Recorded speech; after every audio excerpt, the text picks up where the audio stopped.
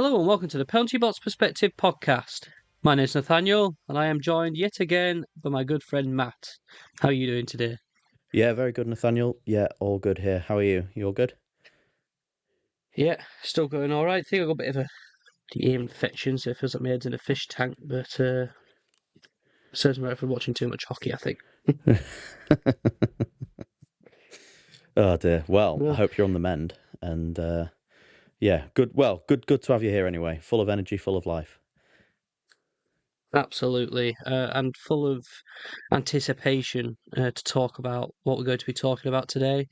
Today's episode, we're going to obviously go through the whole week of NHL action, but we cannot go any forward without first discussing the on under 20s tournament and the shocks that have been applied in the past couple of nights or so. So we'll start off with sort of the battle of the Swedes and the Finns. Who came out on top, Matt? Well, the Swedes will be advancing to the gold medal game. They beat the Finns in a shootout. Anton Frondell from the Chicago Blackhawks, the third overall pick in the recent draft just gone, getting the shootout winner there. So yeah, happy days there. But yeah, so they're going to be going for gold. Yeah, that was a crazy game, that. And see, we had a quick chat before we jumped on about a bit of confusion in the shootouts because I was watching it and I thought, oh, Finland have scored one out of the three penalties and Sweden's missed all three of their penalties, but no, they kept on playing. And then Sweden finally managed it in the eighth frame to win it. So what a good match that was. Yeah, no, absolutely. Yeah, some really talented players on that Swedish team, and Finland as always. I mean, they're deservedly playing in that bronze medal game.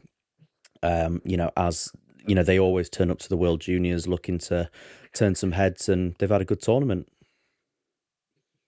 They have indeed. And you think, oh, well, poor Finland, great for Sweden. I don't know how Sweden are going to do against Canada in the final. Oh wait. However, Oh God, yeah. After all of our talking about how this Canada team was undeniable, and you looked up and down that roster, and you saw Perek and McKenna and Martone and Brady Martin and all these absolute studs on the Canada lineup. They played Czechia in the semi-final, and Czechia came out victorious in a 6-4 win. I think there was a slightly contentious go-ahead goal, I think, that may have come off someone's skate, and certainly I think some of the Canada players were quite animated after the game, weren't they? yeah, uh, they were, and maybe a sense of entitlement has come from within that camp. That they thought they were going to walk all over this tournament, and then when things weren't going their way, they're throwing the toys out the pram a bit, maybe. But look, Czechia is no joke. Uh, they're always there, thereabouts, and you can pull off a shock like that, and that's really going to set up or dramatically improve their players' stock come draft time if Yeah, they haven't yeah, already been for sure, drafted. for sure. Now, so that means we've got a Sweden Czechia final, which is unbelievable. No America, no Canada. So really, I'm done guessing at this point. You'd think Sweden will come out on top of that gold medal match, but you just don't know. Well, yeah, absolutely. I think it's going to be a really interesting final. Really looking forward to catching that, and well, I don't know. I've got feet in both camps. Do I want Frondell to take the gold, or do I want Nestesil to take the gold? Like, it's hard to call, but I do think Sweden have the edge on talent. But I think that this Czechia team has just been going crazy, and obviously another two goals scored by Wojciech Chiar, who's kind of right up there leading the way with the scoring in the tournament. So yeah, it's going to be a really interesting final. I think the bronze medal game, I just don't see there being much energy. I think the Canada roster's gonna rotate around. I don't think they're. I don't necessarily think they're going to be too bothered. I think at this point their gold medal's gone, and yeah, they're just going to have to see what happens. Unfortunately, did see Brady Martin left the game in the first period for Canada, kind of holding his collarbone, which never looks good. Obviously, there isn't really too much padding around that area. And yeah, he was on the other end of a really awkward collision, and hopefully that doesn't keep him out long term, because he's an absolute star, and will be a great piece to that Nashville team down the line. It could only happen to Nashville. Yeah, but Is there yeah, anything more you wish to add on before we move on to the nah, NHL? we'll jump into the big league. Good stuff, good stuff. Now, bit of a change up. We're not going to be talking about the Central Division to start off with. With that in mind, I saw a stat the other day how the gap between first and second place in the Western Conference is larger than the gap between top and bottom in the Eastern Conference. Absolutely mental. Which just goes to show how well the Avalanche are doing, but also how close the Eastern Conference is. So we're going to start in the Eastern Conference and start in the Metro. Now, the first team in the Metropolitan Division still is the Carolina Hurricanes, third in our power rankings. They played 5 games this week, Matt. Didn't really do that well, in all honesty. They beat Rangers in overtime to start the week before 3 consecutive losses against the Penguins, Habs and Avalanche, before then beating the Devils last night 3-1. So what do you think of the Hurricanes this week? Yeah, I mean, look, they're still out on top of this division. They seem to have had a few sort of consecutive, fairly sort of poor weeks, but just scraping enough points together. Obviously, Aho's had a good week. He's got 9 points across those 5 games. Ehlers as well, getting 3 goals and 4 assists. But yeah, not quite getting the results. I mean, there were some tricky games. I mean, the Canadiens have been kind of box office most of this season, and a 7-5 loss. So plenty of goals, real end-to-end stuff, and then losing to the Avalanche. I mean, that just sort of is what it is, really. But they managed to sort of end the week with a road victory against the Devils. So they've ended reasonably well. Kochekov in goal. He's going to miss the rest of the season. He's had to have some surgery that's going to keep him out long term. So it's going to have to be Bussy and Anderson, I think, going forward. I think Bussy will get the majority of the starts. But yeah, I mean, they return home for 3 games against the Stars, the Ducks, and the Kraken. So I'm sure they'll be hoping that they can, I'm sure they can hope that they can try and stay out on top in this division. Yeah, I think the loss of Kochetkov, even though he wasn't sort of playing as much, I think it's going to be a big loss because Freddie Anderson is still struggling. He played in 2 of the losses this week and conceded 5 in both of those games. Bussy's obviously done a bit better. Obviously was in net when Montreal scored 7 past him, but I just think the disparity in the stats on the season, with Bussy getting 14 wins in 17 games and Anderson getting 5 in 17 games, the stats don't lie. That there is a big difference there. That's what it might come down to. If can they afford to play Bussy every week in, week out? Is he going to be that kind of keeper which can be relied upon to carry most of the minutes? That's what might make or break this team this season. Yeah, well, yeah, potentially that's it, and you don't, you do need to sort of rotate your goalie tandem. I think they'll maybe work on like a 2-to-1 kind of ratio, maybe going forward. But yeah, Freddie Anderson's going to have to reach into his back pocket and pull out some vintage performances. I think to try and help kind of carry this team, to where they want to go. Yeah. But they're still on top even after a poor week, so it shows they had a bit of a buffer. They played 5 games as well, but I mean the record's 25, 14 and 3, so even counting the overtime losses, they're still winning a lot more games than they're losing. So not too shabby, Carolina. No. They're still there. Right, we'll move into the second place team in this division. Still, the New York Islanders on 50 points, record of 23, 15 and 4. They've had a bit tougher a week. They've only played 3 games, won 2 of them, one in a shootout, one in overtime, and then absolutely got destroyed by the Utah Mammoth. Have you watched much of the Islanders this week? Yeah, I caught them in the shootout victory against the Blackhawks. I mean, shootouts are shootouts, aren't they? They're a complete coin flip. So, obviously they came out with the extra point there. Getting the OT win against the Maple Leafs as well is another good result. But obviously that was a rough go in that game on New Year's Day against the Utah Mammoth. Matthew Schaefer though, 3 goals and an assist. He's having continuing to have a great rookie season. And realistically, when we were talking about the Canada Olympic team, there were certainly some cases of potentially taking Matthew Schaefer. And I mean, don't get me wrong, I think they've probably done the right thing in taking who they've taken. But he will be an absolute pillar of that Canadian team moving forward. But again, the New York Islanders, I think, massively overshooting their expectations this year and playing really, really well. Yeah. And scrape out 2 wins in overtime. They're missing their top goalkeeper, Sorokin, as well. I think he's been activated off injured reserve now, so I think he's coming back.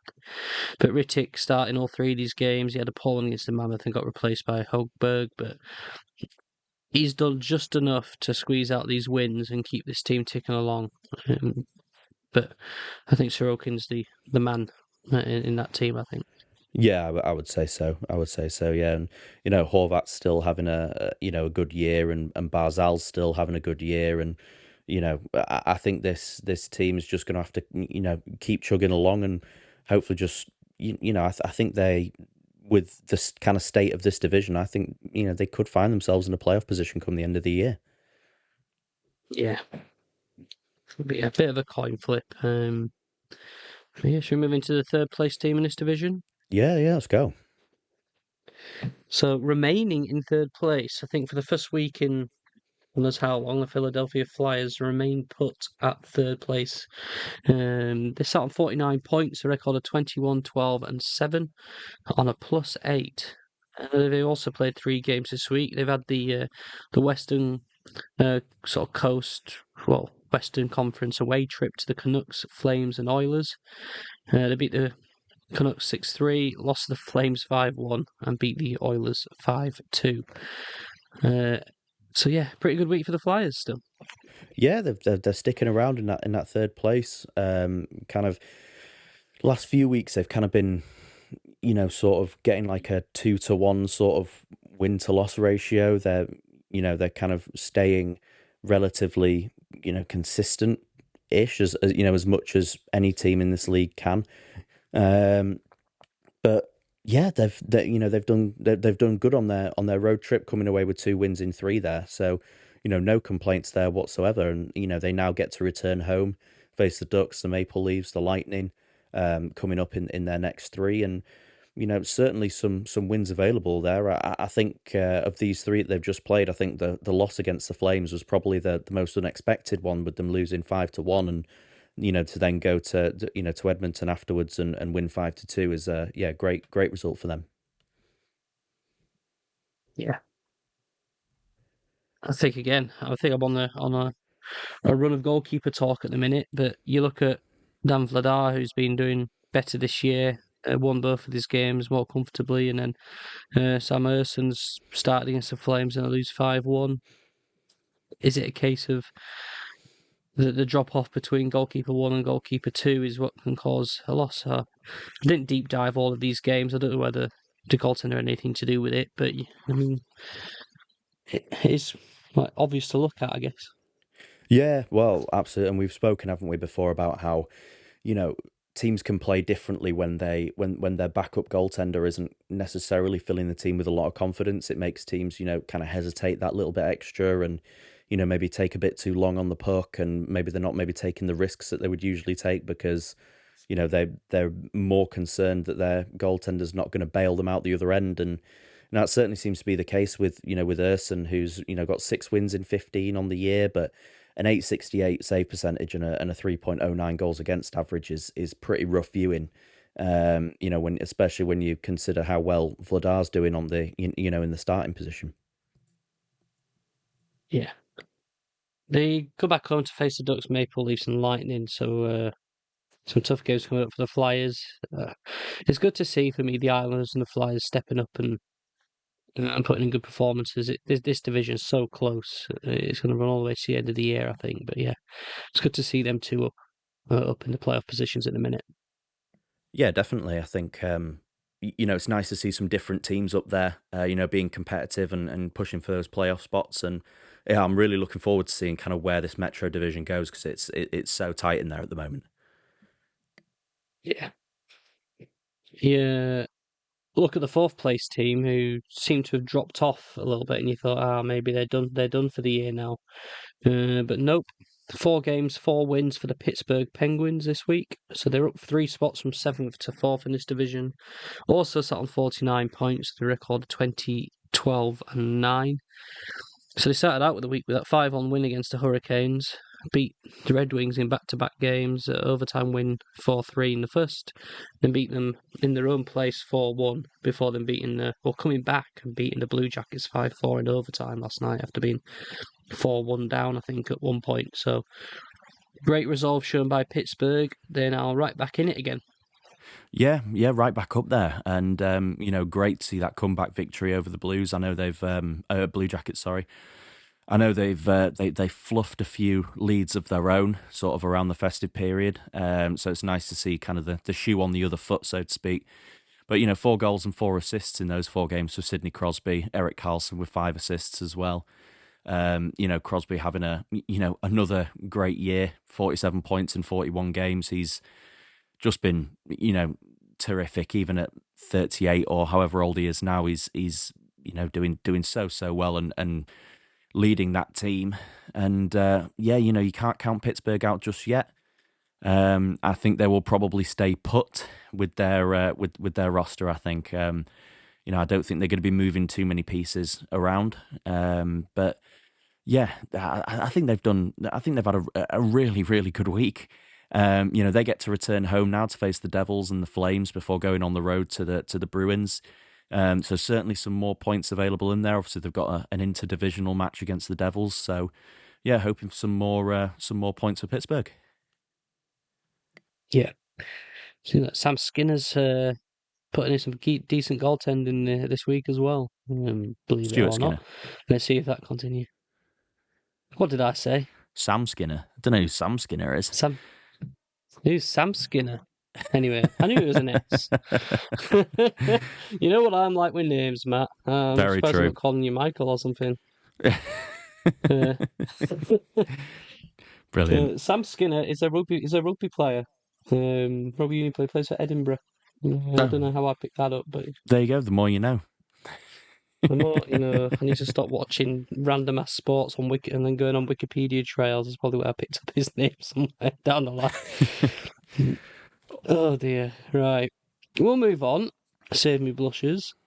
To the 5th place team in this division, and they seem to be dropping a little bit. The Washington Capitals are down 1 spot, 48 points, still very close. Record of 21, 15, and 6, still on a plus 14. So they've only won 1 game this week against the Rangers, lost against the Panthers and Senators in regulation before losing to your Blackhawks in a shootout. It seems like your Blackhawks have been involved in a lot of shootouts this week, but what do you think of the Capitals? Well, bit of an up and down one for them really. They've been in some high scoring games. A 5-3 loss, a 6-3 win, a 4-3 loss as well. So kind of plenty of back and forth. Tom Wilson, fresh off of that Olympic call up, 5 goals and 3 assists in those 4 games. So he continues to have a really strong year. He's got 42 points in 41 games on the year, which is, really good for him. He's on a plus 20 as well, which is, shows how effective he's been when he's been on the ice. But yeah, I mean, the thing is, I'm trying not to sort of overanalyze the kind of current form of too many of these teams in the Metro because it's such an up and down division that, we could well, even though we see the Caps down in 5th at the moment, they could well find themselves like up in 3rd next week, depending on the week they have. I mean, I know they've got home games against the Ducks and the Stars, and then they're on the road to the Blackhawks and the Predators. So, we could well be talking about a Capitals team in a very different spot come next week. But yeah, it's just so hard to call at the moment. It is. Um, Speaking of Wilson, I think he went down against your Blackhawks. Not sure how he's looking injury wise. It'd be a shame if he was out for any sort of prolonged period, especially with the Olympics coming up. But I think this team, it is a good team. All the stats are all positive. All their best players are all very much high in the plus minuses. They're productive with points across the board. The goaltending is great. They just seem to lose maybe a few more games than they should. And like you say, it's hard to predict how things are going to go, but I still think the Capitals are a team that might be able to push on a little bit more and climb above. But it's what makes it so interesting, the fact that they could easily not. Yeah, yeah, absolutely. And obviously they've got that experience. They've got a lot of kind of experienced heads in there. You look at Strome, you look at Ovechkin, you look at Wilson. They've guys who've been around the block, and they've got some cup winners in there as well. So I think they certainly have the right mentality and the right kind of get up and go aspect to kind of climb this division. But yeah, be really interesting to see sort of how they do over the next couple of weeks. I think we're approaching quite a pivotal point in the season where teams kind of need to start hitting form at the right time. Yeah, especially like finish strong before the Olympics and then go away on that break in a positive mindset without having that stress about when it all kicks off again. I think that's what's going to be important, but I don't think it. I think this division is going to be mental to the end. Oh, 100%. It's going to go right to the wire, I think. Yeah. We'll go to the sixth place team and down a spot, and this is where there's a bit of a gap, down to 46 points. So down a spot this week is the New Jersey Devils, 22, 18, and 2 with a minus 10 plus minus. Again, they've had a pretty up and down week, really. Not very inspirational at all. They lost 4-0 to the Maple Leafs. They did beat the Blue Jackets 3-2 and the Utah Mammoth 4-1, but then lost 3-1 to the Hurricanes. Now, for me, I've said throughout the start that this team has got talent, but it's just a little bit fragile, a little bit weak potentially, and I think we're seeing that again where they fall too easily. Yeah, they really do. I think that when the going's good for them, they play some really really good stuff. I mean, I watched a good amount of that game against Utah, and they were absolutely all over them, absolutely all over them. I mean, I don't know if you saw Dougie Hamilton's goal in that game. He was more or less on the line, and just somehow managed to find the angle to put it in, which it was an absolutely ridiculous goal. But they play with such like flair and real like carnival hockey when when the going's good. But as soon as things start to kind of tilt the other way, they just seem to wilt, and they just don't really have the backbone necessarily. I think they're a bit fragile, both physically and mentally as well. And I know certainly Luke Hughes had his struggles, not to kind of preempt any segments at all. But yeah, he's had a tricky one. Yeah, I just think out of all these teams, they could easily get into the playoffs like all the other ones, but I think this is a one and done team in the playoffs. I just don't think they've got the build or the makeup for playoff run for me. So I don't know whether that means I don't want them to make the playoffs or not, because I want the playoffs to be as competitive as possible, and I could very well be wrong. But when you got another team out there, let's say the Islanders, who are completely unknown, really, we'll be more interested to see the Islanders go in the playoffs and see if they can win a series, rather than like this New Jersey Devils team. But we'll see. There's plenty of time left in the season yet, and I've eaten my words before. Yeah, I'm sure. Well, I'm sure won't be the first or the last time that we make a call on and it ends up being horrendously wrong. But look, they're in sixth place on 46 points, only 4 points off of the Islanders, who are in second. So it's just so hard to call. Um, but yeah, I agree with you. I think as soon as the playoffs roll around, I think obviously the playoffs is so physical, and it is literally you're living and dying by every play. And I think that you could see that New Jersey team just break down in that sort of situation. Yeah. They got 3 games against the Islanders, Penguins, and Jets. And I think that Islanders game is going to be quite pivotal, really, because you could cut that gap down, like you say, down, split it down the middle, just in one game, and really pull yourself back up. Or otherwise, you can have it extended out to 6 points, and then you're really gutting it out. But yeah, we'll see, Devils. We'll see. Yeah, yeah. We'll see what happens, and hope that everyone can stay healthy in the meantime. Yeah. Now we've got our first 3-3 here with the 7th place team down the spot, the New York Rangers. Yep, the same New York Rangers that have been so unpredictable this year. So it makes sense for them to have every single result you can get in 3 games. But yeah, 45 points, a record of 20, 18, and 5, sat on a -3. 3-game away trip this week. Hurricanes, they lost in overtime 3-2, so that's not a bad result when you look at it. They then get demolished by the Capitals 6-3, and then demolished the Panthers 5-1. So again, all over the place. Yeah, I mean, I think we gave up trying to predict this New York team weeks ago. But yeah, it's just so tough to figure out anything. I mean, good week for Mika Zibanejad. 3 goals and 3 assists in those 3 games, and Panarin getting 2 goals and 4 assists as well. So he continues to have quite a good season, and a couple of decent goaltending performances from Igor Shesterkin. But they did go out and get absolutely waxed against the Caps, and it's I just don't know with this Rangers team. I'm also just kind of done trying to figure out what they are at this point. Yeah, they've got all the makings, the decent goaltending. They don't have great big scorers, etc. But you look at the top 5, and most of them almost, well, 4 of them almost on like a point per game. So Panarin and Zibanejad up there. Obviously, Fox and Trocheck have missed some time due to injuries, but they're performing at almost a point per game, if not at point per game. But they just somehow seem to just capitulate and lose games out of nowhere. At the start of the year, they kept on getting shut out at MSG.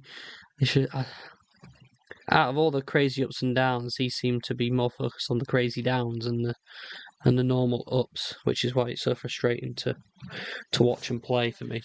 Yeah, no, absolutely. And you even look at their goaltenders, and you look at someone like Jonathan Quick, who has a 924 save percentage on the season from 10 starts. He's got 211 goals against average. Which you look at that and you think, that's great, absolutely fantastic. He's got a shutout there as well, but he's only won 3 games, which I'm not really sure sort of how you attribute that, and are they just not getting the offensive support, or like I don't know, but they're just just too tough to figure out, and they're an exhausting team to follow. They are, especially for a Tiffany franchise. Uh, they got the Mammoth and Sabres coming up at home, and then an away trip against the Bruins. Nothing to say they can't win all 3 of those games, and again be the ones that are in the playoff spots come next week. But we'll see. We'll see. Just like this whole division, we'll see. Yeah, it's pretty much the best way to summarize the Metro as a whole. Yeah. The bottom team in this division, the one that's been bottom for quite some time, to be fair, only on 43 points, so not too far out of it. And personally, I think they're a better team than where they are in this division. Is the Columbus Blue Jackets. They have a bit of a weird week. They've won 2 out of their 4 games, lost it in overtime, and then lost it in regulation against the Devils. Look, when they're firing, they do really well, Columbus, but they just seem to have mental lapses which see them like break down against any team really. So they beat the Senators 4-1 and the Sabres 5-1, but then lost the plot against the Penguins last night. Yeah, for sure. And I completely agree with you. I think this Columbus team is better than what we're seeing. Um, I think as well they've been on the wrong end of a lot of close games this season. Um, where they've lost by a goal or two, maybe like an empty netter at the end of the game. But there's definitely a lot of points that you would consider 2 points dropped. But yeah, they're still not out of it though. They're still only sort of 7 points off of like second place in this division. Um, any of these teams could go on a run. They've got, they've got an away stint coming up where they travel to the Sharks, the Golden Knights, the Avalanche, and the Mammoth. So, not an easy road trip by any stretch of the imagination. But they're going to have to start finding some wins, and they just need a bit of luck on their side as well, I think. Marchmont's had a positive impact on this team, I think. But I still think the main key issue is they've only got one goaltender. Merzlikins has really struggled this year, but it's forward scoring. You've still got Werenski, top of your team in scoring by over 10 points, which is just obviously props to Werenski for being such a great player, but having a D-man at the top of your scoring list by such a margin is just a red flag for me. Yeah, it can be. It certainly can, and I think you're right. Werenski's got 44 points, and Marchenko's got 33. Voronkov's got 27. Fantilli on 26. Coyle on 25. Like they just need a bit more from them. And I think especially from Marchenko, I think he's an absolutely terrific player, and just needs to kind of take charge a little bit more. But I'm always pulling for this team. I do like them a lot. I just want to see a little bit more from them on the offense, I think. And Merzlikins, who was this team's starting goaltender, is in 14 games played, he's averaging over a 4 goals against average. 4 goals. Average 4 goals in 14 games. Great. Absolutely ridiculous. Yeah, that's not good. That's not a good look at all. That's not good at all. Right, so we'll go into our first segment then, in between these divisions here, and we're going to go for Cheats of the Week, purely because it's sort of linked to the Metropolitan Division. Now, we mentioned it and we teased it a bit earlier on, but Luke Hughes, great young defenseman, no doubt was going to have a long, successful career in this league, but sometimes you just wake up, get out of bed, you stub your toe on the bathroom door or something in the morning, you just think, you know what, today is just going to be a bad day. And I think that's what happened to him last night. Did you watch much of the game? Didn't watch the game, but have seen the highlights, and yeah, woof. A rough one for Hughes Junior. It was a lot of teachable moments, I think is probably the nicest way to put it. But yeah, that was as the segment suggests, a cheeks performance from Luke Hughes. Yeah, so it starts off with he's directly responsible for 2 of the goals that the Carolina Hurricanes scored. I mean, he showed great offensive awareness around the goal when the puck comes free, and he calmly slots it into the bottom corner round the goalkeeper's pad, albeit that was his own. He was his own keeper. But poor Allen didn't deserve to have that kind of offensive prowess put up against him by his own defenseman. But there we go. No. And then later on in the game, I think Bouchard had a thing like this earlier on in the year where he's just sort of dilly-dallying, sort of moving the puck up out of the D zone and just gets it pinched off his stick, and the Hurricanes score off of it, and you're just thinking, Jesus. Yeah.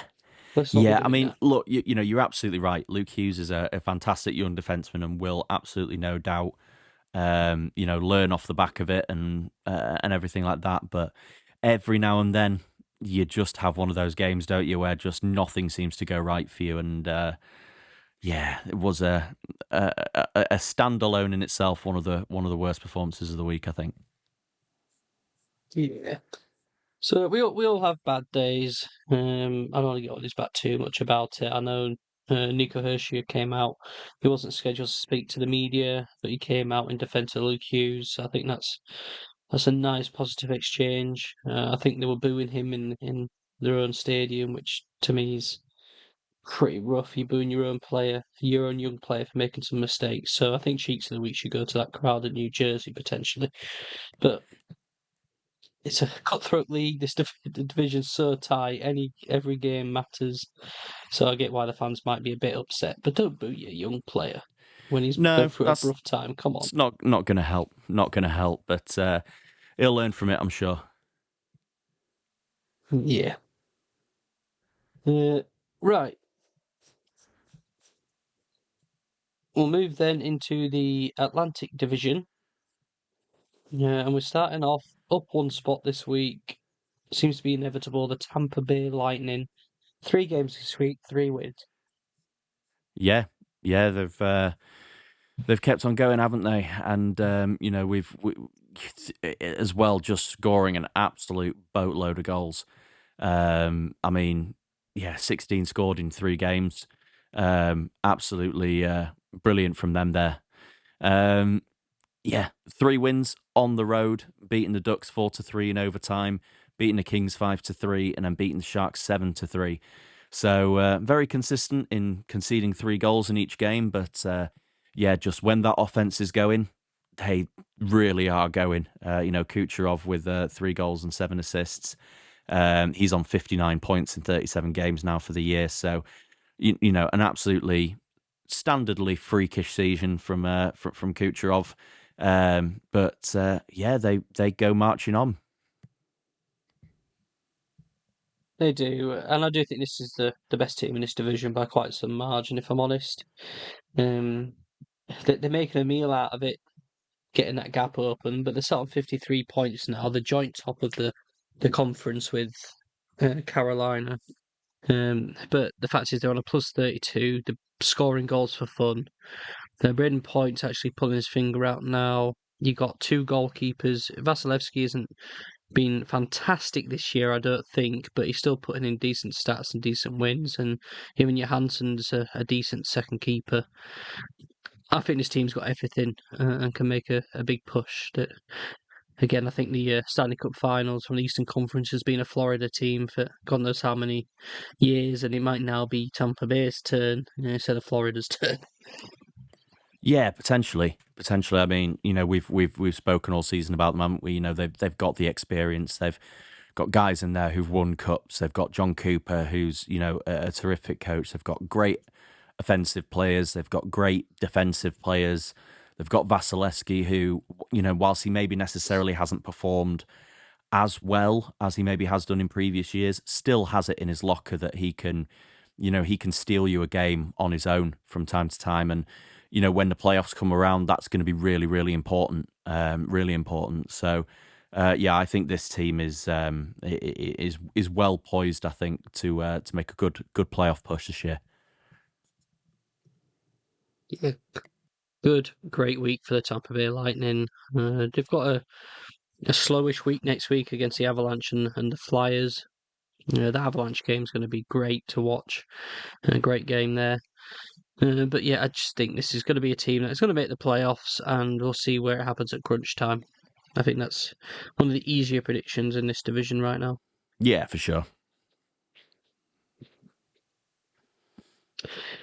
Shall move then into the second place team in this division, which I'm scrolling down. We need to scroll up. It's the Montreal Canadiens that have moved up one spot this week. Still sat on 52 points. So only 1 point behind Tampa Bay. But I think for me, what's weird with this Canadiens team, every time I either check out the scores or watch them, they always seem to be doing badly. But when you look at the results for this week, they've won 3 and lost 1 in their 4-game away trip, albeit beating the Panthers and the Stars in overtime. They did beat the Hurricanes 7-5, great result, but then they did get shut out and lost 2-0 to the St. Louis Blues, which should have been the, on paper, easiest game of the week. So, yeah, it's a bit weird, this Canadiens team, I think. Yeah, they have their moments, and look, sometimes teams just they'll pull up on a night and they just don't have it offensively, and just nothing seems to go right. And I think that was absolutely the case in that game against St. Louis. But we've seen with this Montreal team, they've picked up a lot of points from overtime wins this season. They've really got the kind of the grit in those clutch moments, which is great to see from a young team. Lane Hudson getting 2 goals and 4 assists in those 4 games. Nick Suzuki with 3 goals and an assist as well. Ivan Demidov with 4 assists. He's leading rookie scoring, and I think I don't want to say he's locked in for the Calder Trophy, because I think Matthew Schaefer's going to have something to say about it. But they're just a really, really exciting team to watch. I mean, they return home now to face the Flames, the Panthers, and the Red Wings. So there is absolutely scope for them to pick up some more points, keep the pressure on the Lightning, and just go as far as they can. But I think that window of contention is opening for Montreal, and I would really love to see them carry on the way they've been playing and make their way into the playoffs. I'm having a quick look at the overall standings here, because I see they're on a 0. Plus minus, which for the second team in the league I thought was pretty shocking. But then you got Tampa Bay Lightning on a plus 32, and then they are the third best team in terms of plus minus. Everybody is really close together. I think the worst is a -7, and the next best after Tampa Bay is a +4. So it's very, very close games. The Canadiens are the team who have conceded the most goals by far, and what's triggered me to look at this is your question about the fact that they seem to win in overtime a lot. Now, Tampa Bay have won 25 games on the year, and Montreal have won 23. Will it surprise you if I told you Tampa Bay have won 20 in regulation out of their 25, yet Montreal have only won 14 games out of 23 wins in regulation? That wouldn't surprise me. Overtime. That wouldn't surprise me too much, purely because we've seen it seems like, certainly at the start of the year, it seemed like every week we were talking about a really big sort of overtime win for the Canadiens. But yeah, I think they. I mean, I don't have the full league stats to hand right at this moment, but I'd be stunned if there is a team who has picked up more points in overtime than the Canadiens this year. Yeah. They've won the least amount of games in regulation in this entire division. Jesus. Which is absolutely nuts. Yeah. But Brilliant. the second in the division. So, yeah, crazy. It might mean great for playoff hockey if you're managing to scrape out wins when it's all on the line and things like that. You're good at playing 3-on-3 and stuff like that. Your star players are great. This team's fun to watch. And it's fun to root for. I think we've had this discussion every week, it seems, how we like this young team. Yeah. But it's just interesting. Yeah. And play Fowler more. Stop playing Montembeau instead of play Fowler more, please. Thank you. Anyway. Yeah. I think it's Fowler's job to lose now, I think. Yeah. So, third place in this division, down 2 spots, also on 52 points, is the Detroit Red Wings. Record 24, 15, and 4, and they're on a -7, which is the worst in this division. They played 3 games this week. They started off with a 2-1 win against the Jets, and then 2 games against the Pittsburgh Penguins, where they lost the first in overtime, and then lost in regulation 4-1.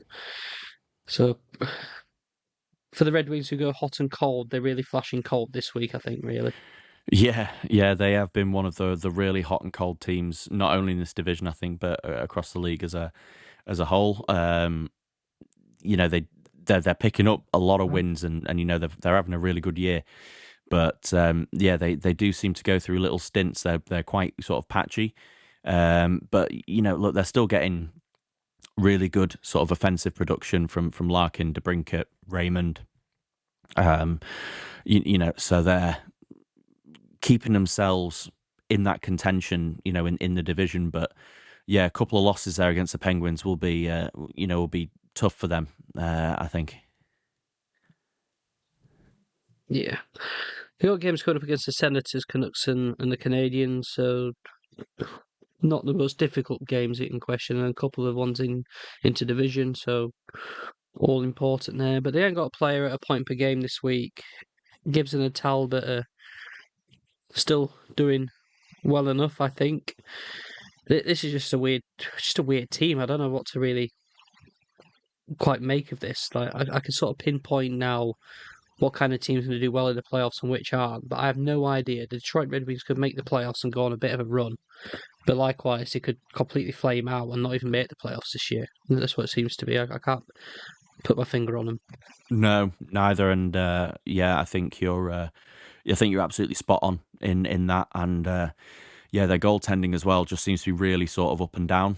Gibson and Talbot, they'll have a good week one week, and then the next week they'll struggle, and then they'll have another bounce back week. And yeah, they're another team that's really hard to predict in terms of sort of what they are and where they're going. But time will tell, and kind of would be interesting to see Detroit make the playoffs this year. Yeah. Now, when we talk about the rest of this division now, we got these top three teams which are on 53, 52, and 52 points respectively. There's a drop off now to the fourth place team at 47 points. It's a 5 point gap. But from fourth place down to eighth place, they're separated by 2 points, 45 to 47. So this division is extremely close. But currently leading out is the Florida Panthers. Okay, so they're fourth and they're on 47 points. They played 4 games this week. Beat the Capitals 5-3. They beat the Avalanche last night in what was a great playoff type game, 2-1. But they lost to the Canadiens in overtime 3-2 and then got their asses kicked by the Rangers 5-1. Yeah. I mean, kudos to them getting that victory against the Avalanche. I mean, you know, they've only lost 3 regulation games all season of the Avalanche, so yeah, really impressive for them to pick that one up. But yeah, they're kind of leading this extremely close knit pack at the moment, and they're kind of they're getting production from the key players when it's mattering at the moment. Bennett with a goal and 3 assists. He got one against Colorado yesterday. Marchand with 2 goals, 2 assists, and Reinhardt with 4 goals and an assist as well. Even looking at you're getting 46 points in 40 games from Brad Marchand this year, which is again another guy who's I think about 38 years old, give or take. But having another brilliant year, and he could well be on for a 100-point season. Could Brad Marchand? But yeah, they're clawing their way back as Florida would do. They've got 3 road games coming up against the Maple Leafs, the Habs, and the Senators, so a full sort of interdivision road trip. And if they can get some points from that, they might be able to create a little bit of sort of breathing room between them and sort of the rest of the pack. But yeah, I think that game against Montreal, especially, I think will be a good one. Yeah. We know what the Panthers are. We know their limitations and what they're battling against, and we've all kind of agreed. Well, I say all. Me and you have kind of agreed that we're going to give them the pass, no matter really what happens this year, just due to everything that they've had to go through, how many more hockey games they've played than anybody else, the type of hockey they play sort of grinds you down, etc. But equally, they're showing that they're not out of it yet, and they could easily make the playoffs. And if they do end up making the playoffs, there's nothing to say they can't go on yet another run. So it's one to keep your eyes peeled, I think, for the Panthers. And for one final mention for me on this team is their Winter Classic uniforms last night were gorgeous again. And to me, it just makes you wonder, why do we play with these not rubbish uniforms, but less quality uniforms, and we show off these masterpieces every so often, and we just say, well, why don't you just play in them week in, week out? Yeah, it is a beauty. Is that Winter Classic jersey? Obviously, it didn't go so well for them in the actual game itself against the against the Rangers, but yeah, and yeah, the Winter Classic's a bit of a weird one, isn't it? Because I personally really like the Winter Classic. I think it's a great spectacle, and I see what they're trying to do in terms of kind of trying to push the alternative hockey markets, I think. But then I think, Winter Classic, Florida, you think Winter Classic, you think snow. When you think of snow, you don't think of Florida. But yeah, they kind of made it felt like the way they marketed it all. It was very, it was like very GTA San Andreas type vibe. But Vice yeah, City, yeah. There's a lot of like, a lot of neon, and yeah, it was. I think it was quite cool, and I think a lot of the younger fans, I think especially, will have been super into it. Yeah. But play those uniforms more often. The same with the Ottawa Senators earlier in the year. The uniforms that they played are great. Uniforms went the while they brought out for the unique one with the old school white Oh with yeah, the red gold stripes. That are just these uniforms. Everyone knows these uniforms are better than the stock uniforms. And the only reason why you make them better is so that more people will buy more different types of jerseys because they're better and they're unique. When in actual fact, just playing them week in, week out, because it's just so much nicer on the eye. yeah, But absolutely. anyway, Absolutely. I that's mean, yeah. I mean, you even look at that like Black Chicago one. I mean, it looks so good on the ice. It looks great. Well, I would say great in person, but I wouldn't know anything about that. Um, because I never got one. oh, Uh, but hey, my Philadelphia Eagles jersey looks terrific. Um, but yeah, no, I agree with you. I think I think these kind of one-off games that they're designed for, they look amazing, and they'll wear them a few times over the course of this year, and then it'll kind of fade into obscurity and never be seen again, which I think is a bit of a shame. But hey ho, that's just the world of marketing for you. world of marketing. Oh dear. Right.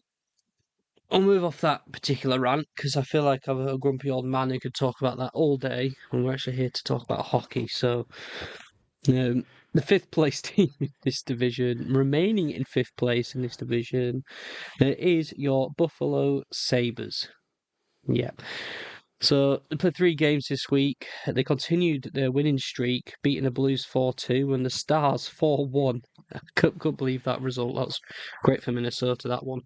But then it all came to a head and they lost 5-1 against the Blue Jackets. So they- they're sat in the middle of the pack now, the Buffalo Sabres. They're not a joke anymore. Or are they? Um, I don't know. I don't know. I feel like we're kind of like trying to will this team to some sort of relevance. But look, they've been on an absolutely phenomenal streak. Obviously, I know it all came to an end in that game against the Blue Jackets, but yeah, what a streak for them. And they've had some really good production from Tage Thompson, from Josh Doan. Yeah, just. I'm glad actually to see you got 27 points in 40 games from Josh Doan, who obviously came to Buffalo in the JJ Peterka trade, and I do like it, certainly for for teams around the league, when seemingly both sides of the trade kind of work out. And yeah, okay, I think Peterka's a better player than Doan, but it's nice to see someone go the other way in that trade who is actually providing something of note to the team that they've gone to. And obviously, I know they've got some picks in there in the Paterka trade as well. But Yeah, I do like Josh Doan. I mean, I remember first getting into hockey was the last couple of years of Shane Doan's career. Obviously, his dad, which is already at 28 years old, starting to make me feel old. You are old, mate. Oh, I'm younger than you. Yeah. And I've just gone on a big rant about marketing, so Yeah, how can I absolutely, complain? But yeah. absolutely. I haven't reached that point in my life yet because I'm not in my 30s. So yeah, you keep your you keep your age talk to yourself, sunshine. Right. Well, all I can say is we are recording this podcast on the both of our front porches in our rocking chairs, Yeah. reminiscing with some grass straw in our mouth. Yeah. Anyway, yeah, I don't have much more to say about the Sabres team. Congrats on winning many games in a row. You're now within some sort of relevancy. I don't see you in the playoffs yet either. You got some new management on board, so let's see where that takes you in this off season and beyond. But it's good for you right now. Yeah, yeah, I would say so. So, sixth place in this division, up one spot, is the Boston Bruins, 46 points. Again, they've played three games. Another one on sort of the Western Canadian road trip. But you tend to find that these away trips for these Eastern teams, they go up against the Flames, Oilers, and the Canucks, or they go to LA and play the Ducks, the Kings, and the Sharks. That Yep. seems how it goes on these away trips. So this is the Western Canada away trip, in which they lost the first in overtime to the Flames 2-1. They then beat the Oilers 6-2, and then beat the Canucks in overtime 3-2. So a bit of a mixed bag there. Probably opposite results to what we'd have said. But I think conceding 2 goals in each of these games, it goes to show Swayman's doing all right and probably worth the call up for the Olympics. Yeah, I would say so. I mean, look, 5 points taken from the six available. Good week for Boston. Pasternak getting 2 goals and 3 assists. He's on 46 points in 37 games. No goals for Geeky, I don't think, which makes me sad. But yeah, I think Swayman's had a really good week. 900, 944, 939 save percentages in those games. So yeah, really, really good from him. I do think, worthy, I would say, of that call up to the Olympic squad. As we described in our last episode as well, I don't think he's probably going to play that much. I think Ottinger and Hellebuck will probably get the bulk of those. But yeah, good for him. Good for him. They round out their road trip with a game against Seattle, before then returning home to face the Flames, the Rangers, and the Penguins.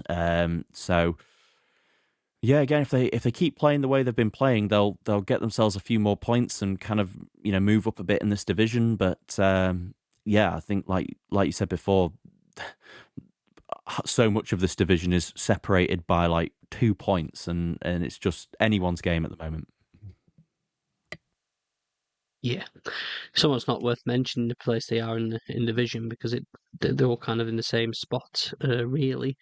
But yeah, we'll move on into the seventh place team in this division. Down a spot this week is the Ottawa Senators on 45 points. They've also played 3 games this week. 1-2 against the Capitals and the Jets, but lost the Blackhawks, the Blue Jackets, 4-1. And one thing I wanted to bring up for the Ottawa Senators, and they are on a +4, so they're the second best plus-minus differential in this division, yet they sit in 7th place. And they're up there in terms of scoring with 133 goals, so this Ottawa Senators team has been a team that have sort of always floated out of the playoff spots this year, but I still don't put them too far away from potentially grabbing the wildcard spot at the end of the year.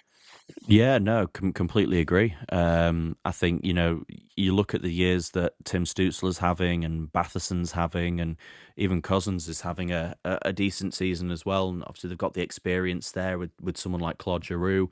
Jake Sanderson's having a good year as well. So, yeah, like you said, their offensive numbers certainly look really positive. I think they maybe just struggling a little bit, kind of defensively as well as sort of in goal. Obviously, we know they're missing Linus Ullmark at the moment, so Miralainen's taken the starts. I mean, I think Miralainen is a serviceable NHL backup. I wouldn't really have him as much more than that. So he's going to have to kind of stand on his head in a couple of these games. But had a good performance against the Jets as well, though. So he's certainly capable enough to kind of hang in this division. But they're just going to need that offensive production to stay riding strong. If they're going to still kind of try and push themselves up this division. Did you see the shithousery between Brady Tkachuk and Logan Stanley in that Jets game? Yeah, of course. I just didn't know whether you had any sense of what was going on there. They just seemed to, both their heads just seemed to be in the clouds and just decided to bark at each other for apparently no reason. And I think Stanley's got a game suspension off the back of it. Yeah. So I think Brady's got a way of riling people up, because it's not the first time that's happened this year already. No, he is. He's like the perfect. He's the perfect blend, isn't he, of like skill and shithousery, and such a great player. I mean, I've seen a few Senators fans online recently sort of saying, "Oh, I'm done with Brady Tkachuk. I want him gone. He's not a good captain. He's not a good leader." And I'm like, hold on a second here. Let's not jump at the opportunity to get rid of your captain and arguably your best player. However, Christ, I would love Brady Tkachuk on the Blackhawks. If there was any sort of way that would happen, then Jesus, that'd be amazing. But yeah, I think fans on social media aren't necessarily the barometer of of how the majority of the fan base feels, I think. And sure, you as a Blackhawks fan would love to have another worst of the two brothers player on your team. Rude.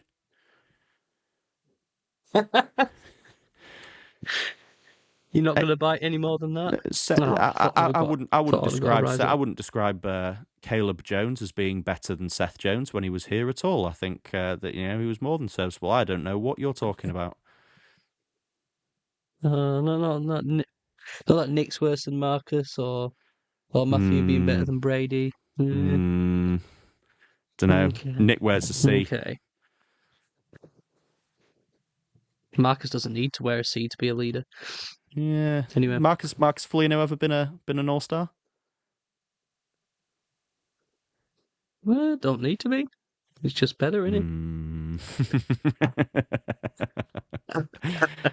I think one thing's for sure is I think their dad Mike Foligno was probably better than both of them. I think so. I think that we can be sure of. Yeah. And you know what? Arguably, Keith Tkachuk was better than both Brady and Matthew. So it's always a hard task in this league living up to your dad. No comment. Right. Moving to the bottom place team in this division, remaining in 8th place, the Toronto Maple Leafs. Again on 45 points. They're making a comeback slowly but steady. They're remaining there, just about. They played 3 games again this week. They beat the Devils 4-0, so shut out the Devils. They then beat the Jets 6-5, and lost in overtime against the Islanders. So I think what can be underpinned by the Maple Leafs' return to more success is the fact that that Walt is behind He's now playing more games and getting that shutout against the Devils, really. And Matthews also coming in with 5 goals this week, which is great for my fantasy team, finally. Well, yeah, absolutely. I mean, we all knew he was due for a bit of a goal scoring return at some point, but yeah, 5 goals across those 3 games puts him up to 20 for the season in 35 games. I mean, we are still, he's been getting harked on all season for a below average year, but he's still on kind of 33 points in 35 games. So, he's okay. It's not the absolute kind of dominant numbers you probably want from someone like Austin Matthews, but he's not exactly been an absolute bum all season. So yeah, but they've had a decent week. Again, they've taken 5 points from the 6 available. They are playing the Panthers at home next before going on the road to the Flyers and then facing the Canucks. So definitely some games in there, especially if Matthews can keep up his goal scoring form. Then yeah, they could move up and they could really make some improvements. But yeah, it's been a tough year for the Maple Leafs so far, and but hopefully maybe it's a corner turned in the new year. Yeah. They're a team with with their squad should be out there at the front of this division.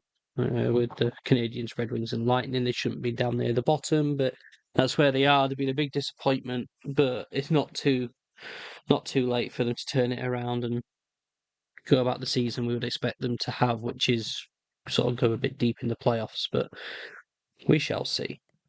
Yeah, we will. We moving into plays of the week. Yep, we'll do plays of the week, and I'll let you lead off on this one. Yeah, so a play that I think caught the attention around the league. I think Tage Thompson with a wrist shot for the ages. I think Tage Thompson scoring off of a 92-mile-an-hour wrist shot, which is the fastest wrist shot on record since they started tracking shot speed, which, albeit was only 2021. But, I mean, there's a lot of guys who aren't even hitting 92 miles an hour off of a slap shot, let alone off of a wrister. And it was so surreal watching the play. It was like he strapped a rocket to the back of it or something like that, but absolutely flew off. Goalie had no chance. Great goal from Thompson with using that big frame of his to get all the power in the shot. Yeah, strong wrists that man has. So But yeah, it was a crazy goal. So something you don't see every day, but just absolutely great. I don't know what much more we can say about it. no, absolute hammer. Hammer wrists. I'm refraining from making jokes. I'll refrain from making jokes. With that, shall we move into the Western Conference then? Yeah, shall we start in the Central? We shall start in the Central, the so-called best division in hockey, not because our 2 favourite teams play in it. But the first overall team in this division and the league, and in pretty much every metric going, is the Colorado Avalanche. We've alluded to the fact that they lost against the Panthers, which is only their 3rd regulation loss of the year. They played 4 games this week. They won 3 and then lost that one against the Panthers. And they pretty convincingly beat the Kings 5-2, beat the Blues 6-1. They then beat the Hurricanes 5-3 and then succumbed to the Panthers 2-1. Having watched that game, I will say that they were the sort of dominant selves, and Panthers were just playing beautiful defensive hockey once they took the second goal to take the lead. They then defended like their lives depended on it. So yeah, unstoppable team. Yeah, as always, they sit on a very nice 69 points. And we spoke last week about really pointless stats and like accolades that people try to try to kind of like force upon us now in the world of sports media. And I saw it was like, the Colorado Avalanche have broken the record for the least amount of regulation losses through 40 games in an NHL season. I was like, all right, awesome. Cool. Yeah. I No, didn't need you to tell me that they're a really good team. Yeah. yeah, like thanks for reinforcing what we all already knew. But look, there isn't really too much more to say about this team. They're awesome. McKinnon got another 10 points on the week. Brock Nelson with 7 points on the week. A slow week for Lecken and Natchez and Makar. They only got 4 points in 4 games. God damn them. Yeah, they continue to be outstanding. They've got the Lightning on the road coming up, and then they have the Senators and the Blue Jackets at home. So, yeah, more wins on the table, I think. This team is just a joke. Yeah. And while we're talking about stats that sort of people make up and like to try and make things interesting all the time, I'm going to spare us a few minutes and divulge us in a story from the NFL, because this is a stat that's kind of interesting. And I know you don't really follow the NFL all that much, but the New York Jets suck. But since they've recorded interceptions by a team in a season, the lowest a single team has achieved across a whole season for interceptions is 2. I can't name off what team and what year because I don't know that amount of information, but every week we've been hammered in that this New York Jets team is going to break the record for the least amount of interceptions got by their defense in this entire year. And last night they completed they completed it. They went a whole season without recording a single interception by their defense on the whole year. And that stat was annoying me. They kept bringing it up week after week that they're not going to do it, they're not going to do it, they're not going to do it. And lo and behold, they didn't do it. So, absolutely great. Yeah, like I don't know whether you know anything about that, but yeah, just great. I was not aware. I mean, I think it's a bit unfair to say I don't follow the NFL. I have a Philadelphia Eagles jersey. Uh, it doesn't fit me, but And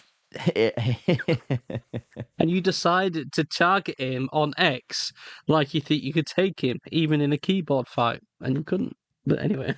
no, he would turn me into an origami swan quite quickly. But yeah, it's I think we just need to accept in 2026 we're in now that we're in the age of useless sports statistics. So like, yeah, just is what it is.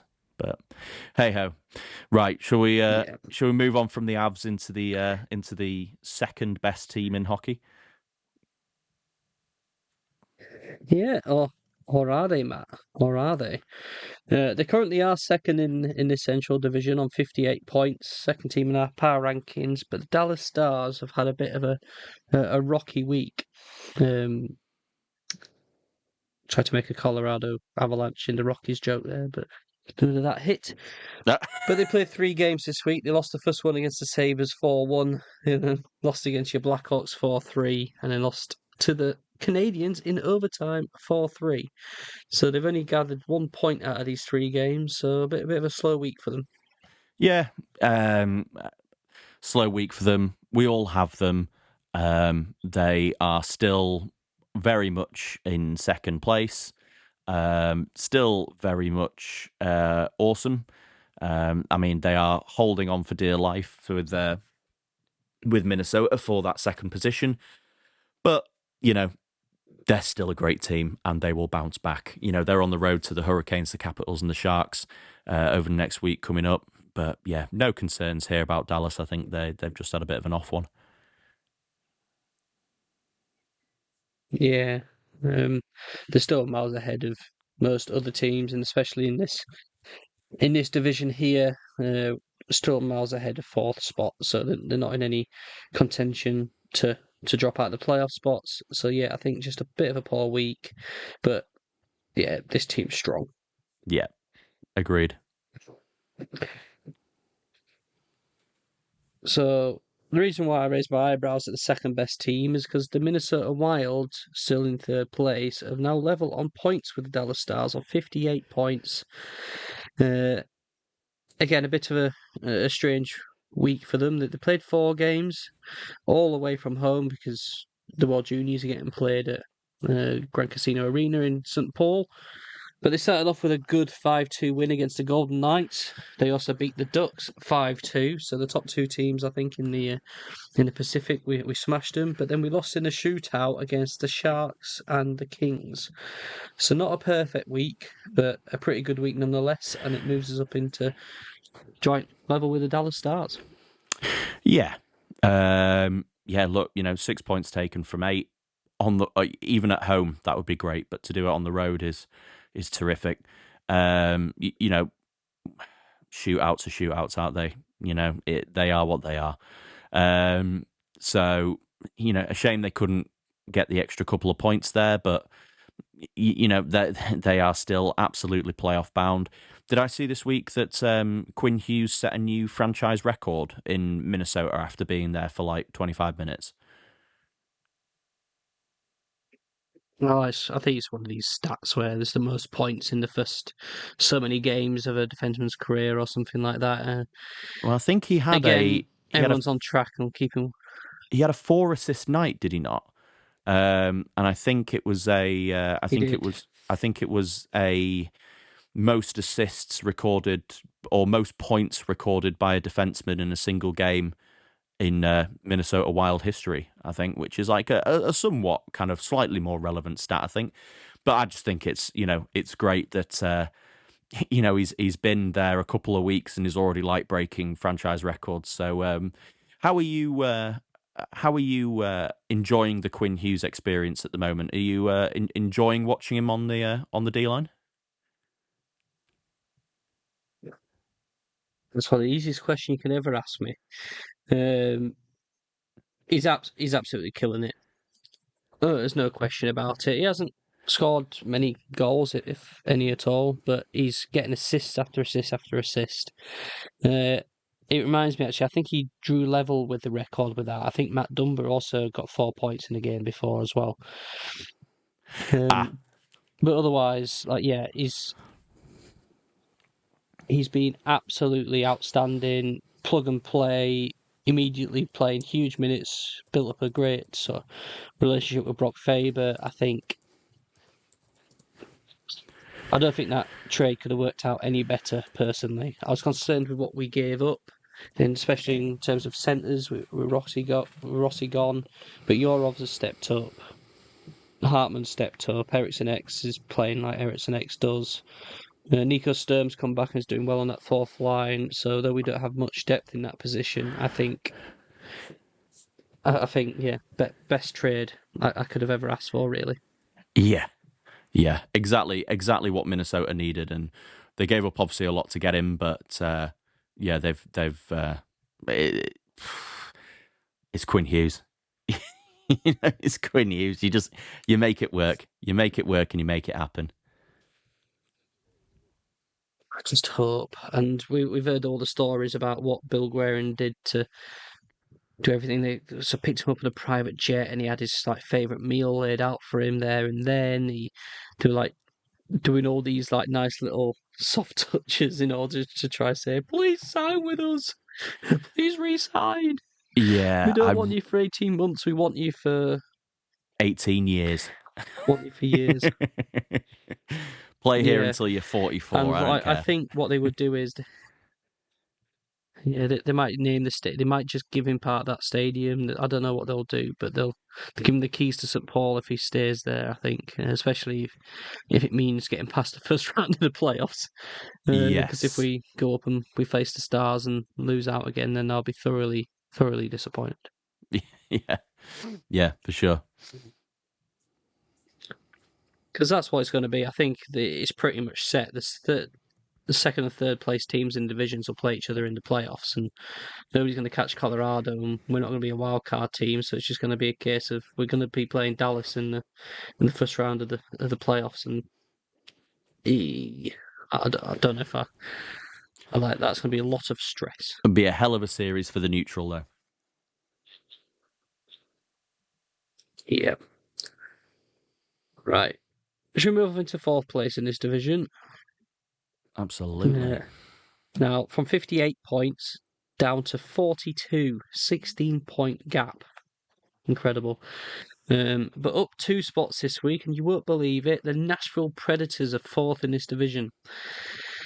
Oh boy. But yes, they've also had a sort of away trip of themselves, I guess, the Mammoth, Golden Knights, Kraken, and Flames, and come out with 3 victories and a single loss. Beat the Mammoth 4-3, the Golden Knights 4-2, the Flames 4-3, and then lost to the Kraken 4-1. Steven Stamkos again chipping in with 3 goals, three assists, but I just can't. I blink in and I can't believe that the Predators are 4th in this division. No, neither. No, they've had a great couple of weeks over the festive period into the new year. They've really started picking up some wins. Steven Stamkos has remembered how to play hockey and is kind of kind of starting to batter in some points. A rare victory for a Noonan in goal as well against the Golden Nuggets, I think, this week. But yeah, a rare victory for him, and yeah, decent week. Credit where credit's due. They're on the road to the Oilers next, and then they've got the Islanders, Blackhawks, and Capitals coming up. So yeah, I mean, I don't know if there's going to be much wild carding happening from Nashville, but stand to be corrected. We'll see what happens, eh? We get into the wild card conversation in the Western Conference. It's could be anyone's, and none of these wild card teams look inspirational, which is why it upsets me that the Wild would end up playing the Dallas Stars if that's how it plays out. But regardless, yeah, the Predators have turned it around a little bit, improving. Are they a playoff team? I don't think so in any way, shape, or form. But you can't knock them for putting in some good performances, really. No, not at all. Not at all.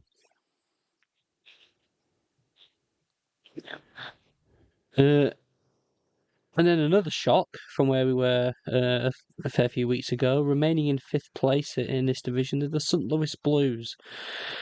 They've split the week, 4 games, 2 wins, 2 losses. The losses coming against the Sabres and the Avalanche before beating the Golden Nuggets and the Montreal Canadiens in that shutout 2-0.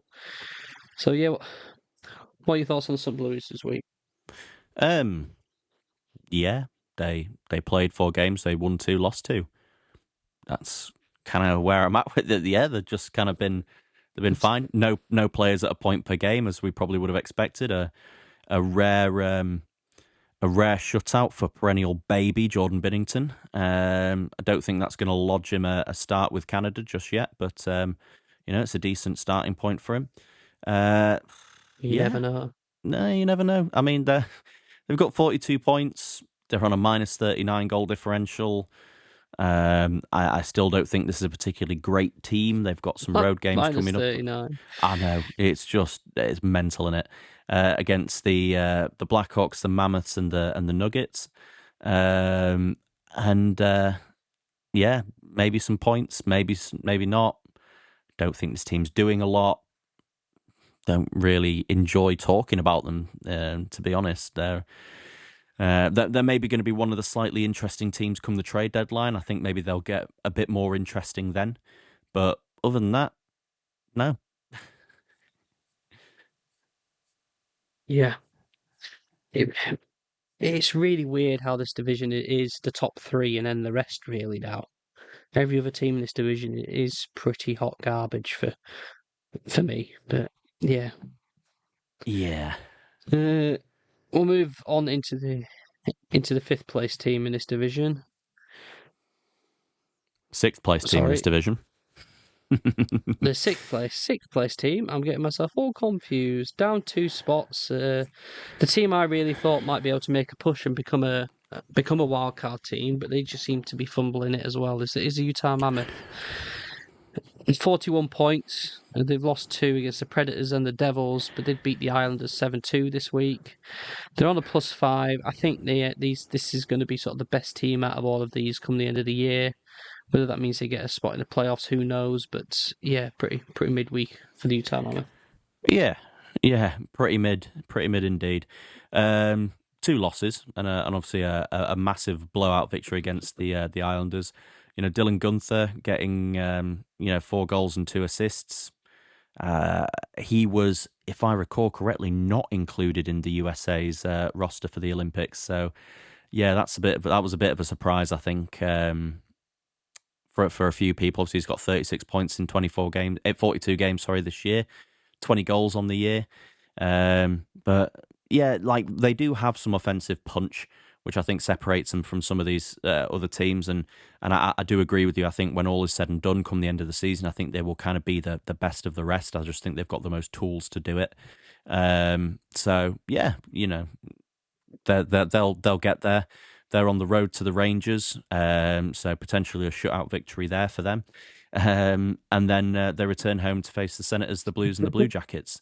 So, if they can keep that offensive production going, and providing they can get some half decent goaltending. I mean, Vemelka's done okay this year, but Vanacek's not really been it.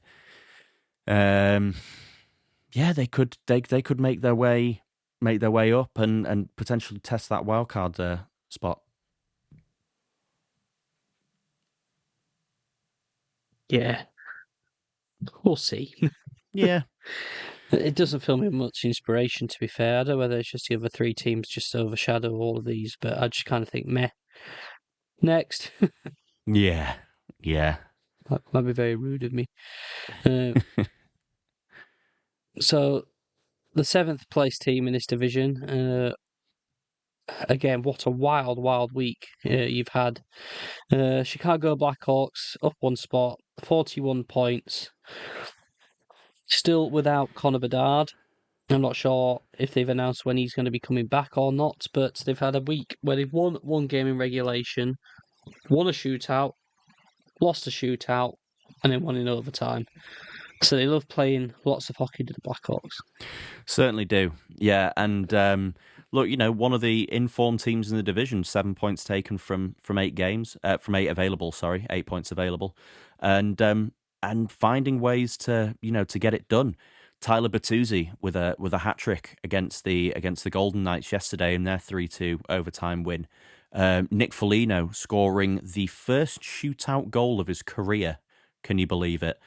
In the shootout victory over the Capitals. I wonder how many Marcus have scored. I think he was saying. I think Foligno said after the game. I think he said he was like 0-13 in his career in the shootout.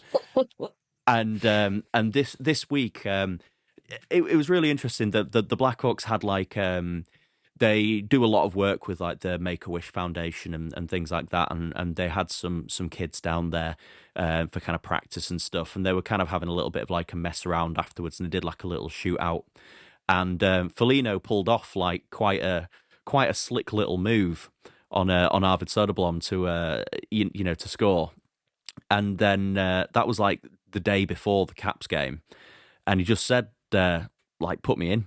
Put me in. I'm feeling good, and ended up scoring the shootout winner and his first ever shootout goal. So yeah, it's always really kind of funny how sometimes these things kind of how they turn up. But look, they've picked up some points against some teams there that you would have expected them to lose against, and in the absence of Bedard, in the absence of Nazar, which I think both of them could be back by the end of January. I think they're kind of both on track to do that. But they are finding a way to be gritty. They're getting a lot of goals from... I mean, I think if you were to look at Tyler Bertuzzi's heat map for all of his goals, they all come kind of more or less like in the paint. He's just an absolute pest in front of the goal. And, Burakovsky's got 5 assists on the week. He's done quite well there. Mikheyev with 2 goals and 2 assists. He's getting the new dad bump. He missed a couple of games for the birth of his first child, so massively inconsiderate and selfish decision there from Mr. Mikheyev. They have a massive off season. You'd have thought they'd have planned that a bit better, but hey ho. And but yeah, they've picked up some points. These things don't happen like that. They've got the Blues and the Capitals coming up at home, and then they go on the road to face the the Predators. So, if they can get some more points together, just playing with kind of so much grit and determination at the moment. Nick Lardis came up from from the AHL, and he's been absolutely terrific. He scored 71 goals in the OHL last year. Um, and is seemingly settling into NHL life quite well. Oliver Moore's settling into his role at centre very well. And Tyler Bertuzzi's got 22 goals this season. So he's doing absolutely fantastic and having a career year pretty much under Jeff Blashill, who is someone who the last time he had a record point setting year in his career was when he was playing at Detroit under Jeff Blashill. So I think he is the Bertuzzi whisperer and seems to know how to get the best out of him. Yeah. Bertuzzi's a new Bedard, they say. Oh, I don't know about that.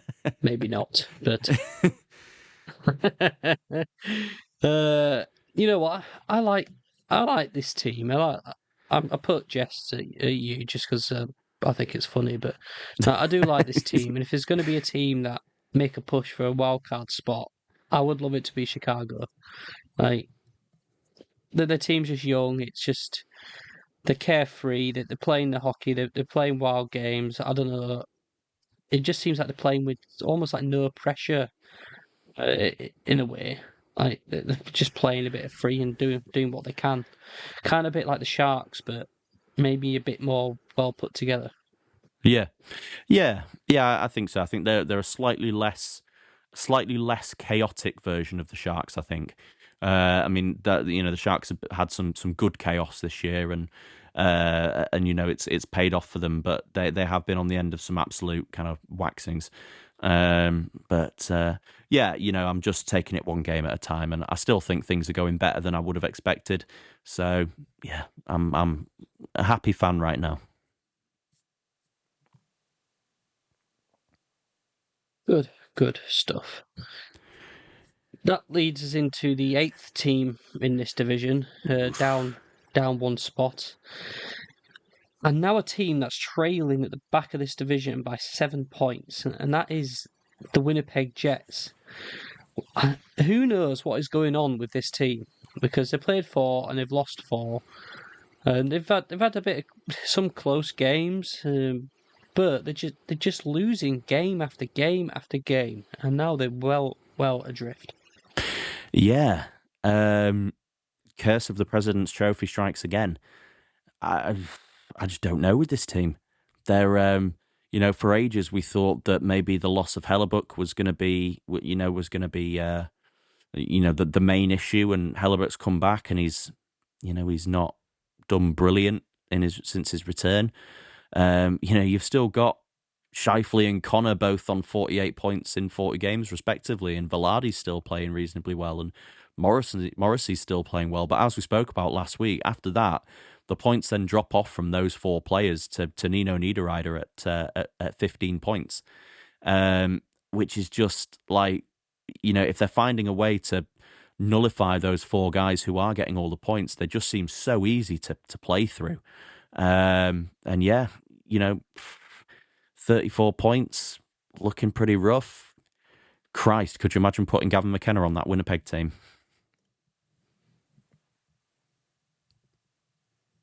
Oh, I mean that would be great for them in the sport and things. I think that'd be in a place where he could learn to grow and thrive and things like that. But nobody would have had that on their list of things that might happen this coming season.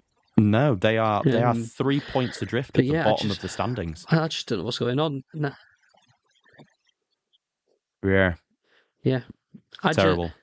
It's gone from now thinking, they've gone from a bad slump. They might come back and challenge still for the 3rd spot. They might come back and beat the Wild, whereas now they're so far behind, there's no chance they're doing that.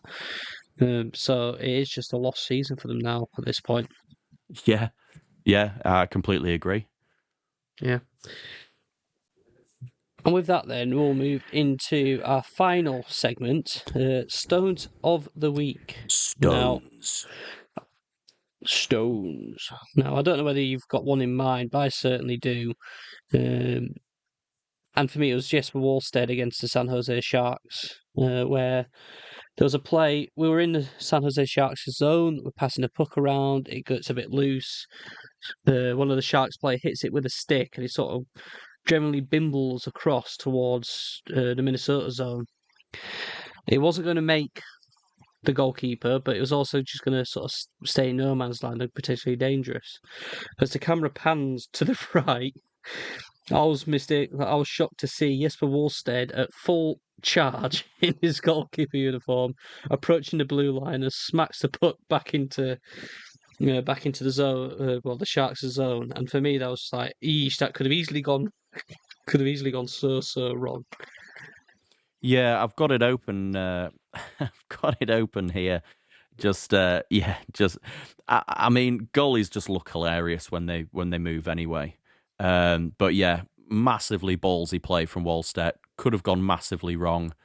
Managed to get back and recover. So, all power to him. Good work, Jesper. And what a pair of stones on that man. This may be a different kind of throwback, but did you ever play the Spyro games on PlayStation 1? Oh Christ, yeah, this is an absolute segue, but yes, I did. Do you remember? I forgot which one it was. It might have been the third one, the second or third one, and it's like a side mission where you gotta play essentially ice hockey against like these big alien monsters. Oh my God, you have just unlocked like a childhood core memory. Yeah.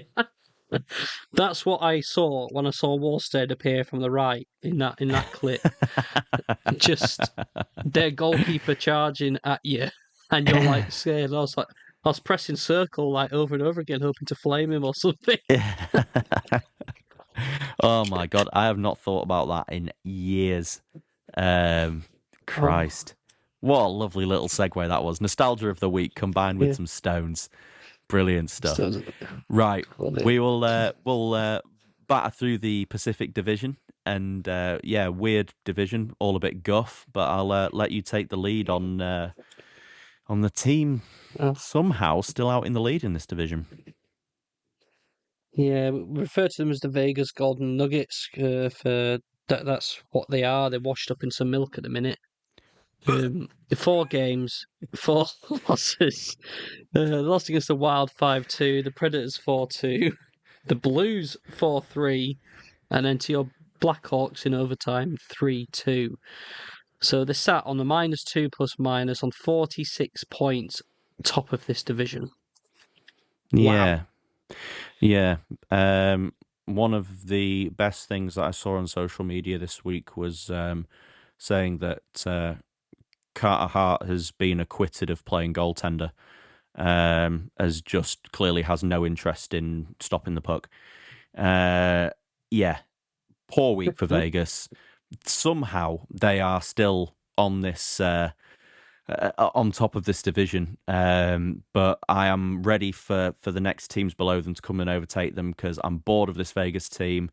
I think they're a bunch of absolute clowns. And let's just leapfrog these guys and have them fade into obscurity. Yeah, I mean they're top of this division on 46 points. In the Atlantic Division, that would make them at best 5th in that division. In the Metro, it would have them at best 6th in that division, and in the Central Division, they'd be 4th. So in every other division, it would not be in a country mile off of Minnesota, though. Oh yeah, absolute country mile. 12 points off would they be? Are they on 58? Are they Minnesota? Yeah, the Wild and the Stars are on 58 points. Vegas are on 46 atop of this division. It's another reason why I get frustrated about how the playoffs are seeded, but by the by, how this team is atop this division, and it just goes to show that the state of the Pacific really this year. The goaltending has been shocking. Like they just, I just got no words. I don't like this team, just like you. Get in the bin. Pretty much. Yeah. Move on to the second place team in this division. Up one spot, the Edmonton Oilers, also on 46 points. Again, fumbled the bag. They could have taken top spot, but they haven't. Their 3 games they played this week, they beat the Jets 3-1, but lost against the Bruins and the Flyers 6-2 and 5-2 each. So, yeah, again, other than McDavid and Draisaitl rattling in points after points, again, another disappointing team who aren't really making the most of their poor division. Yeah, and no, they're not. They're not, and I think it just goes to show that I never thought I'd be in a position where I said they're missing Tristan Jarry, but their goaltending's been poor. They went out and tried to rectify it, traded 4-1, and then immediately lost him 3 games in. So look, this I think this is their division to lose. I think the Edmonton Oilers. I just think they've got too much firepower, and when you compare that up against the kind of poor quality of the rest of this division, I think they are going to be in pole position. I think to take top spot. Yeah, you could be right. None of these teams really inspire me in this division. I think the Stanley Cup from the Western Conference are going to come from the top 3 teams from the Central, and not from the Pacific. But obviously, we will see. I feel. Anything more on the Oilers? No, not at all. Cool. Right.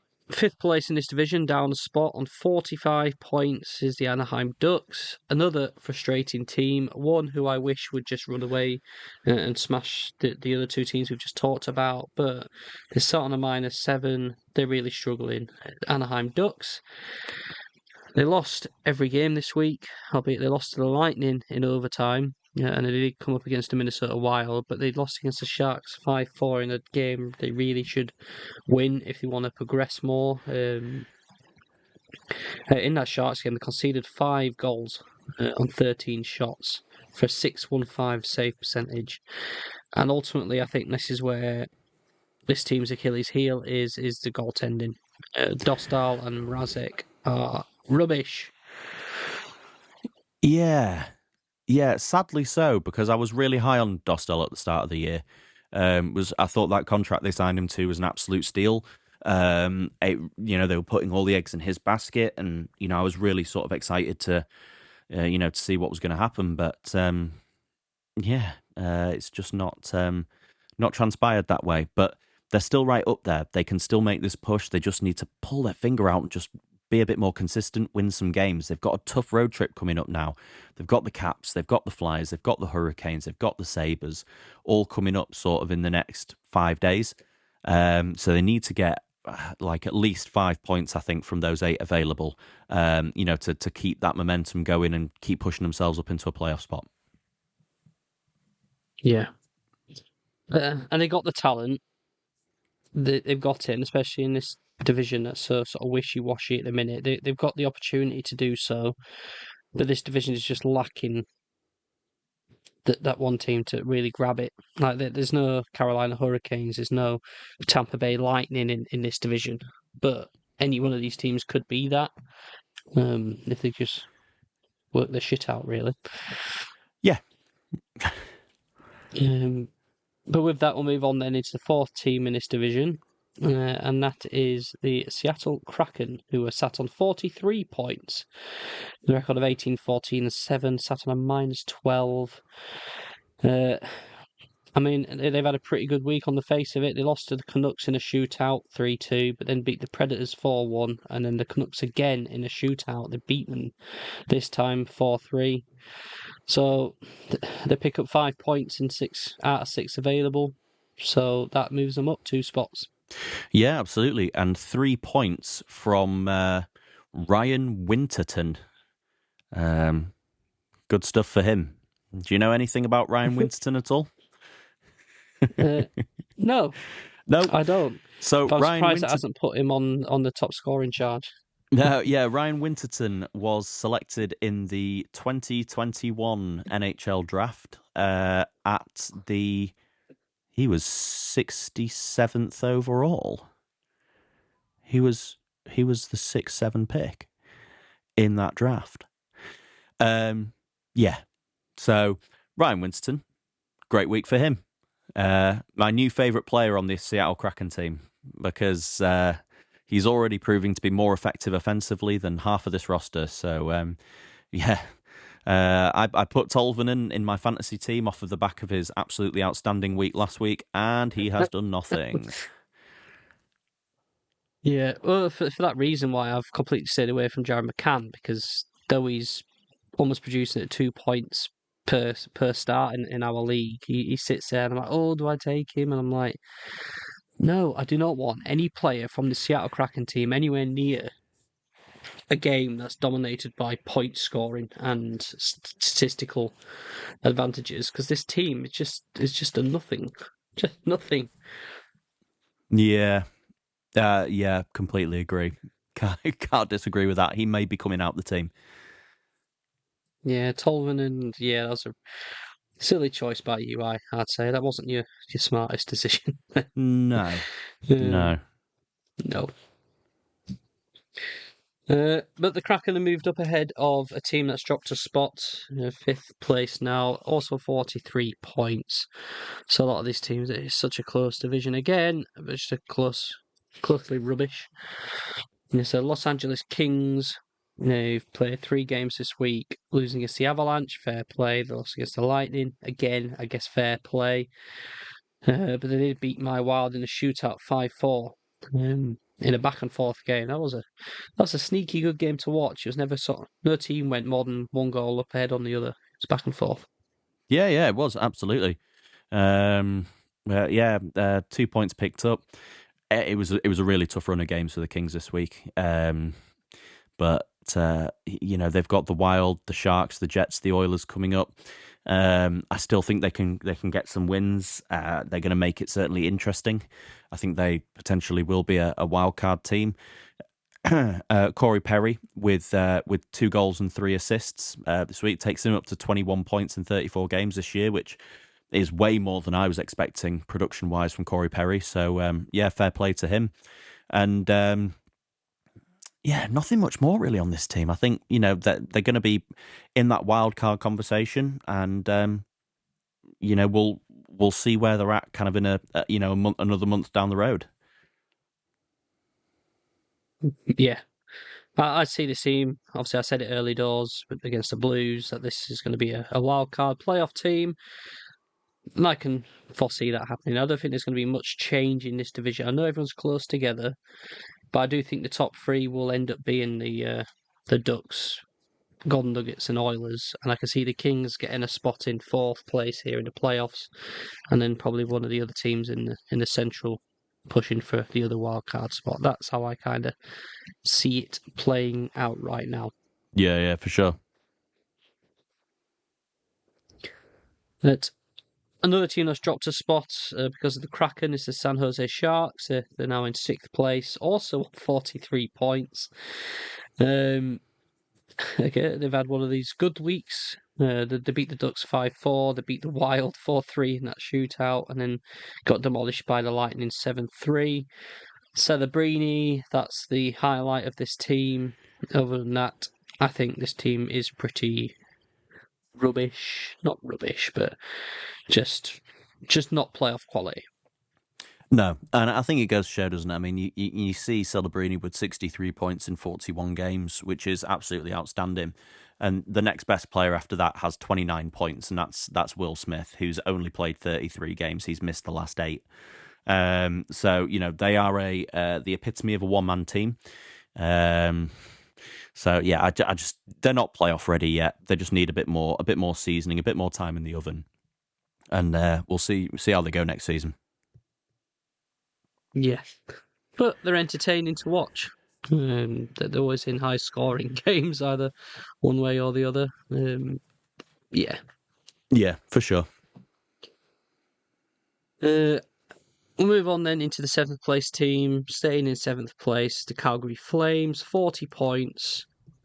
They've won 2 and lost 1 this week, so again they continue to put in good enough performances, maybe to take themselves out of the McKenna sweepstakes. But they beat the Bruins 2-1 in overtime, beat the Flyers 5-1, and then lost to the Predators 4-3. Dustin Wolf, again, really putting in some good, strong performances, and is a keeper that deserves to be on a better team. Yeah, absolutely. Obviously, they'll get Zane Perek now back in Calgary. Obviously, after he was missing in for the World Juniors, so they'll get him back now.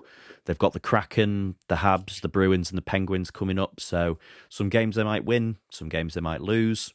Yeah, not really. Not really sure. Again, I think they're another team that will become a bit more interesting come the trade deadline. I think to see who stays and who goes. But right at this moment, I mean, they're kind of sitting around the doldrums of the league, and I think that's kind of where they're going to stay. Yeah. Not much more to say about the Flames for me, unless you got anything you wish to add. No, nothing particularly. I think we'll get on to the we'll round off the probably the most depressing team in hockey to finish, and then we'll get out of here. Yeah. So the last team we'll talk about this week are indeed the Vancouver Canucks. Sat on 37 points, saved by the Winnipeg Jets for being the worst team in the league. Eesh. Minus 26 on the league. No players at a point per game this week, and they beat the Kraken in a shootout, but then lost to the Flyers, in a shootout to the Kraken again. Well, lost to the shootout to the Kraken after beating them before, and then losing in overtime against the Bruins. This is a team that's just weak. They're very maybe suitable for the area that they play at or where Vancouver is, but it's just very wet. Yeah, they are. They are probably the most flaccid team in the entire division, and the league as a whole. I would say they're just soft. It's just not good. Not good at all. Not good. And finally, though, a highlight for them is that Quinn Hughes is no longer the top scorer on their team. Elias Pettersson and Philip Hronek has finally overtaken Quinn Hughes. So, yeah, it's just poor. I keep an eye on this team purely because of that Quinn Hughes trade, and just seeing how the Minnesota guys are doing over there. Zeke Boyum, Liam Ogren both doing okay. Marco Rossi didn't do much and is now back on injured reserve again, which is just makes me really sad. I get so my favourite player, but it's just not working out for the Canucks at all, and this is a team that's going to be in a massive rebuild in years to come. I think. Yeah, completely agree. DNA. Completely agree. Right, we'll move on then to recap the top scorers of the week. You'll be surprised to see that Nathan McKinnon and Nikita Kucherov both scored the most points this week with 10 points, with Tom Wilson and Austin Matthews actually getting the most goals with 5 goals. And then the penalty box perspective award for the most penalty minutes goes to Kastelik with 18, and then a guy called Beecher with 17 minutes. How does that look like for the season, Matt? So that leaves the season point scorers with McKinnon leading the charge at 74, McDavid behind him with 72, cutting themselves adrift now of Celebrini on 63 points. McKinnon now on 35 goals, Baldy on 26, and then Geeky and McDavid on 25. I think the Geeky for Richard chase may be over. I'm happy to call it. Time of death 05/01/26 at 14:31 hours. The penalty box perspective award. The Baldy for Richard. Absolutely not. Zadorov still 29 minutes clear in the penalty minutes for the year. So yeah, I think he's just running away with the whole thing. But yeah, kind of business as usual on the season standings points wise. Yeah, but no, good episode this, I think. Absolutely. Another great week in hockey. Anything else from you? Or do you want to sort of sign us out? No. Okay. As always, guys, you can find us on Instagram and X at the PBP Podcast. You can also get in touch with us on Gmail at penaltyboxperspective@gmail.com if you've got any thoughts, feelings on the show at all. If you want to give us any feedback, if you want to just tell us how great we sound, then that's also good. If you want to tell us how bad we sound, I mean, I'll cry about it, but you can also tell us that as well. You can also catch the podcast in audio form on the YouTube channel, on the Penalty Box Perspective YouTube channel, if you want to go subscribe to us there. Again, like, comment, any feedback at all, and if you want to give us a 5-star review on either Apple Podcasts or Spotify, then please feel free to go and do so. Thank you, as always, guys, for being here with us on the ride. Really looking forward to moving into 2026 with all the exciting things we've got in the pipeline. And but yeah, as always, thanks for being with us, and we'll catch you on the next one. See you next time. Take care.